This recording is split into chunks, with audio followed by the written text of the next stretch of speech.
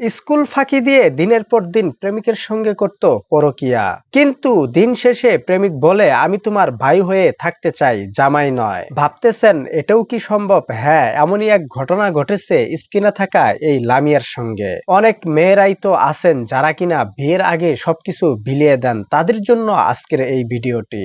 দর্শক শ্রোতা, এমনই এক চাঞ্চল্যকর ঘটনা ঘটেছে শরীয়তপুরের সখীপুর থানায়। পুরো ঘটনাটি শুনলে আপনারাও অবাক হয়ে যাবেন।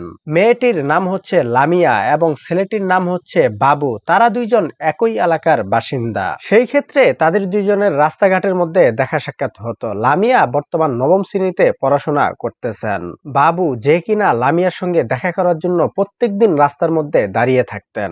এমনকি লামিয়ার বান্ধবীকে দিয়ে সে কয়েকবার তার কাছে প্রেমের প্রস্তাবও পাঠায়, কিন্তু লামিয়া প্রথম অবস্থায় তার প্রস্তাবটি মেনে নেয় না। এক পর্যায়ে এইভাবে প্রস্তাব দিতে দিতে সে রাজি হয়ে যায়।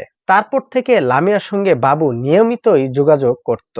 এইভাবে তাদের দুইজনের সম্পর্ক এতটাই গাঢ় হয়ে যায় যে একজন আরেকজনকে ছাড়া বাঁচবে না সাপ, এরকম জানিয়ে দেয়। যখন বাবু দেখতেছে তার প্রতি লামিয়া অনেকটাই দুর্বল, তখন তাকে নিয়ে সে অনেকটাই সুযোগ নেয়। পরবর্তীতে সে লামিয়াকে ওই সকল কাজ করার জন্য প্রস্তাব দেয়। প্রথম অবস্থায় লামিয়া রাজি হচ্ছিল না। পরবর্তীতে বাবু বলে আমি তো তোমাকে বিয়ে করব, তোমাকে তো আমি ছেড়ে যাব না, তোমার সঙ্গে আমি ওই সকল কাজ বিয়ের পরেও করব, অথচ বিয়ের আগে করলে তাতে তোমার কি সমস্যা? তখন লামিয়া এই বিষয়টি নিয়ে চিন্তা ভাবনা করে। পরবর্তীতে লামিয়ার যে বান্ধবী রয়েছে তার বাসায় নিয়ে যায় বাবুকে। সেখানে গিয়ে তারা দুইজন ওই সকল কাজ করা শুরু করে দেয়। এইভাবে তারা নিয়মিতই কিছুদিন পর পর স্কুল এবং প্রাইভেট ফাঁকি দিয়ে ওই সকল কাজ করত।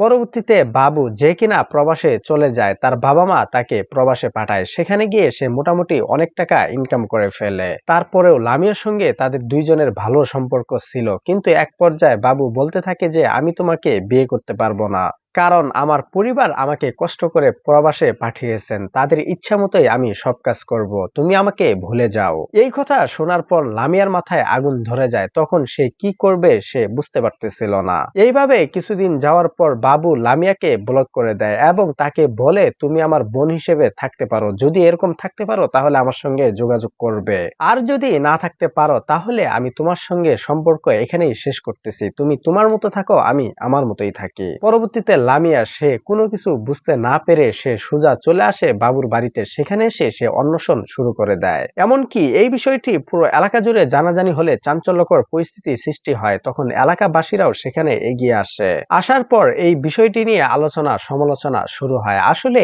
এই সকল কাজ করার আগে সবারই ভাবা দরকার, কেননা একজন ছেলে সে তো পরবর্তীতে তাকে বিয়ে নাও করতে পারে এই লামিয়ার মতো। সেই জন্য সবাই এই বিষয়গুলো থেকে সতর্ক থাকবেন। দর্শক শ্রোতা, এদের সম্পর্কে আপনাদের মতামত আপনারা অবশ্যই কমেন্ট বক্সে জানিয়ে যাবেন, আর ভিডিওটি সবাই শেয়ার করে দিবেন। আজকের মতো আমি এখানে বিদায় নিচ্ছি। সবাই ভালো থাকবেন, সুস্থ থাকবেন, বরাবর মতো কথা একটাই, মন্দ হতে বেরো থাকবেন। আসসালামু আলাইকুম।